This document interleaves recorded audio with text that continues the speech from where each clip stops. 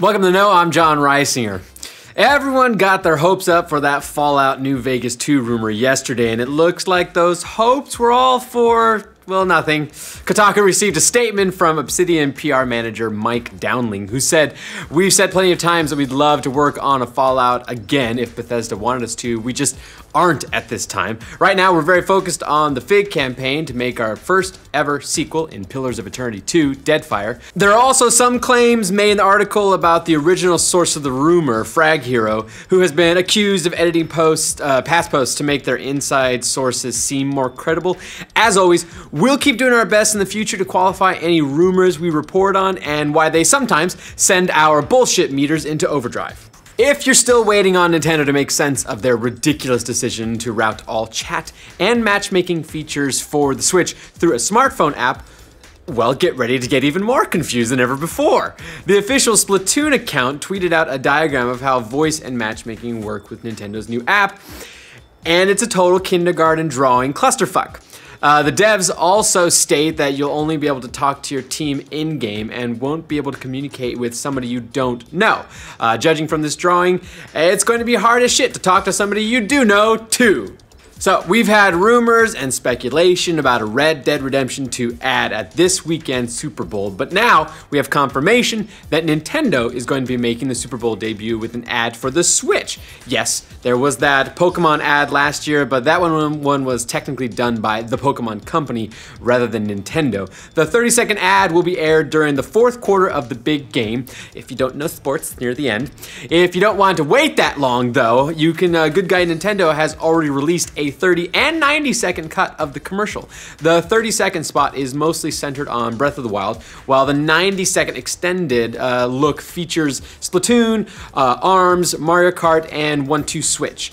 Judging by the cost of Super Bowl ads, it's likely Nintendo's paid somewhere around $5 million for that airtime, so let's hope that pays off on launch day. Is Warner Brothers teasing the next Batman game? The company started some buzz this week by releasing a new save the date image on Twitter via IGN France. The reveal is scheduled for March 8, and judging by the art style, it could be related to either Shadow of Mordor or perhaps even the next Batman game. Shadow of Mordor 2 has been speculated for quite some time, but we've got a bit more concrete information about a rumored new Arkham Universe title. Last month, rumors floated around about an open world Damian Wayne title that features a nemesis system to take on Gotham City's mobsters. PC gamers have had to watch in envy while consoles enjoy Final Fantasy 15, but new comments from the game's director indicate that they're exploring the idea of a PC port.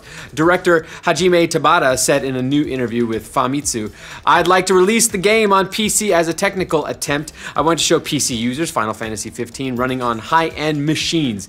Even more exciting, Tabata also indicated one thing he'd really like to see are PC exclusive features like user creator quests and even mod support. With the combination of those two things, you almost have to ask, could users finish a Final Fantasy VII Remake mod in Final Fantasy 15 before Square Enix can release the game? That's food for thought. Could there be another convention for Destiny fans in the near future? Maybe. Bungie has registered a trademark in the US for DESTINYCON, according to Dual Shockers. The application allows for organizing and conducting fan conventions in connection with the game. Nothing has been announced by Bungie or Activision, and the fact that Bungie registered for the trademark could just be a move to protect their IP. It wouldn't be the first convention for Destiny fans, though. GuardianCon has been going for a few years after it was organized by a couple of popular streamers. One of those streamers, Professor Broman, said they have no plans to cancel their convention because of the DESTINYCON trademark. After its anti-tampering software was cracked in a matter of days, Denuvo officials confessed their software is hard to crack, but not uncrackable. The comments from Denuvo's marketing director followed reports that Resident Evil 7 was cracked just days after its release, despite using Denuvo's anti-tamper solution. In response, Denuvo's rep told Eurogamer that they'll keep working to improve security on their software. Given the fact that every unprotected title is cracked on the day of release, as well as every update of games, our solution made a difference for this title, he said, which I guess could be a new marketing slogan. Denuvo, it's better than nothing. We've learned a little more about how much the Nintendo Switch's online service will cost. Nintendo President Tatsumi Kimishima said the online service will be priced at 2,000 to 3,000 yen yearly, which would be $1,750 to $2,650 in US dollars, according to game industry consultant Sirkin Toto. Kimishima said that the yearly fees make it easier for Nintendo to support online features like multiplayer and downloads of classic games. He also added that Nintendo is studying VR and will add it to the Switch once they figure out how players can play for hours without problems, or without taking Dramamine, because it makes you sick. John Wick might be appearing on your TV one day in a new prequel series. Chad Stahelski, who directed the upcoming sequel, John Wick Chapter 2, said at a press event that there's been an interest from Lionsgate on a TV series. Stahelski said that TV would allow them to expand more in the universe compared to just a 2-hour movie. But first things first, John Wick Chapter 2 hits theaters on February 10th. I'm gonna see it. Turns out, you can't bluff a computer. An AI named Libertas became the first of its kind to beat professional poker players at Heads Up No Limit Texas Hold'em. It happened at a casino in Pittsburgh last month when the AI won more than $1.7 million in chips over 120,000 hands against 4 poker pros. Other poker playing AIs haven't been as successful, and researchers at Carnegie Mellon University who developed Libertas said that their AI focuses on improving its own play rather than trying to exploit opponents' mistakes. So, let this be a lesson. Never play strip poker with the supercomputer.